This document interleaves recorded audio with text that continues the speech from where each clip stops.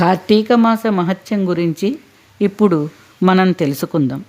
శరత్కాలపు ఉత్తర భాగంలో వచ్చే కార్తీక మాసంతో సమానమైన మాసం లేదని అత్రి మహర్షి అగస్త్య మహర్షితో చెప్పాడు. గంగతో సమానమైన తీర్థం, నేత్రంతో సమానమైన తేజస్సు, కేశవునితో సమానమైన దేవుడు, వేదంతో సమానమైన శాస్త్రం, కార్తీక మాసంతో సమానమైన మాసం దుర్లభమైనవి. మాసాలలో కార్తీక మాసం, వ్రతాలలో కార్తీక మాస వ్రతం ప్రధానమైనవి. కార్తీక మాసం నెల రోజులు పర్వదినాలే.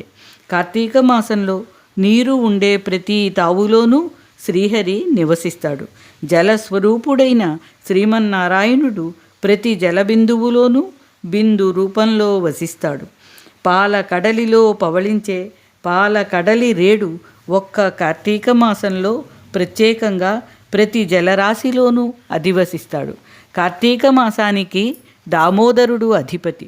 అందుచేత దామోదరుడు కార్తీక దామోదరునిగా సేవింపబడుతున్నాడు. కార్తీక మాసంలో శివ కేశవుల, శంకర దామోదరుల పూజలు విరివిగా కావించబడతాయి. కార్తీక వ్రతంలో నదీ స్నానం, పురాణ పఠనం, పురాణ శ్రవణం, దీపారాధనం, దీపదానం, సాలగ్రామ పూజా విధానం, దైవ పాదార్చనం, వనభోజనం ముఖ్యమైన విధులుగా పేర్కొనబడ్డాయి. ప్రత్యేకంగా కార్తీక సోమవారానికి ఒక విశిష్టత ఉంది. కార్తీక సోమవారం నాడు చేసే స్నాన, దీపారాధన, శివార్చన, దాన జపాలు 1000 అశ్వమేధ యాగాలు చేసిన ఫలితాన్ని ప్రసాదిస్తాయి. కార్తీక దామోదరునకు కార్తీక మాసంలో కావించే దీపారాధన వలన సంవత్సర దీపదాన ఫలితం లభిస్తుంది. కార్తీక మాసంలో శివునకు జిల్లేడు పువ్వుల పూజ, మారేడు దళాల పూజ విశేష ఫలప్రదమైనవిగా చెప్పబడ్డాయి.